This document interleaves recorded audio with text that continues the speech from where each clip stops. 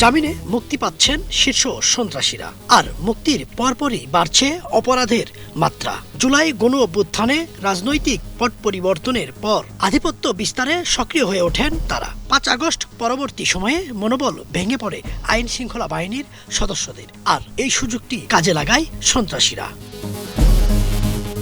একাধিক মামলার আসামি হয়েও সম্প্রতি জামিনে মুক্তি পেয়েছেন তালিকাভুক্ত শীর্ষ সন্ত্রাসীরা।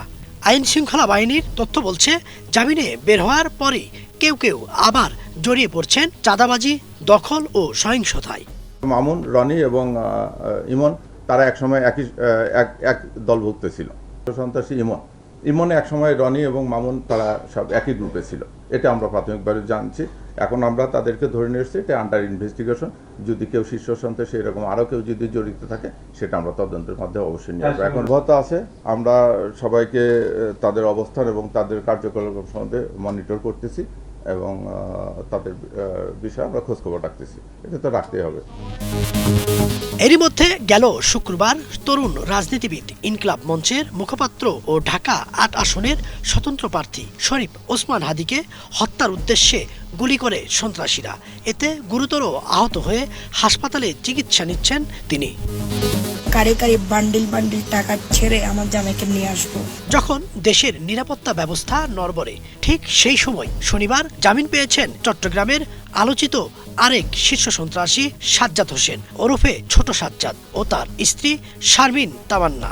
4 হত্যা মামলায় জামিন পেলেন তারা। গত বছর সেপ্টেম্বরের শেষ দিকে হাইকোর্ট থেকে জামিন পান, তবে ওই আদেশ চলতি সপ্তাহের শেষের দিকে চট্টগ্রামের আদালতে পৌঁছালে বিষয়টি প্রকাশ্যে আসে।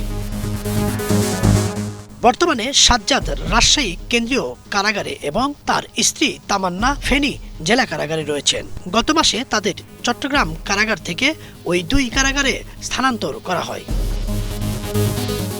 ডিএমপির তথ্য বলছে, এবছর 18 নভেম্বর পর্যন্ত 10 মাসে শুধুমাত্র ঢাকা শহরে প্রায় 200 খুনের ঘটনা ঘটেছে। এই হিসাবে মাসে প্রায় 19 থেকে 20টি হত্যার ঘটনা ঘটেছে রাজধানীতে। আগের বছরগুলোতে 12 মাসে যত হত্যার ঘটনা ঘটেছে, এবার 10 মাসেই তার চেয়ে 30 থেকে 35টি বেশি খুনের ঘটনা ঘটে। সম্প্রতি মিরপুর পল্লবী এলাকায় হার্ডওয়্যারের দোকানে ঢুকে প্রকাশ্যে গুলি করে হত্যা করা হয় যুবদল নেতা গোলাম কিবরিয়াকে। এলাকার আধিপত্য বিস্তার ও রাজনৈতিক দ্বন্দ্বে খুন হন কিবরিয়া। এতেও উঠে আসে বিদেশে থাকা এক শীর্ষ সন্ত্রাসীর নাম। নিহত পরিবারের অভিযোগ, নিরাপত্তাহীনতায় ভুগছেন তারা। তবু এ হত্যাকাণ্ডের বিচার চান। বিচার 100% চাই। আমার হাজব্যান্ডকে তিলে তিলে এত গুলি একটা মানুষকে করা লাগে না তো। তাকে 18টা গুলি করা হয়েছে, কতটা ক্ষোভ নিয়ে, কতটা কষ্ট দিয়ে তাকে মারা হয়েছে।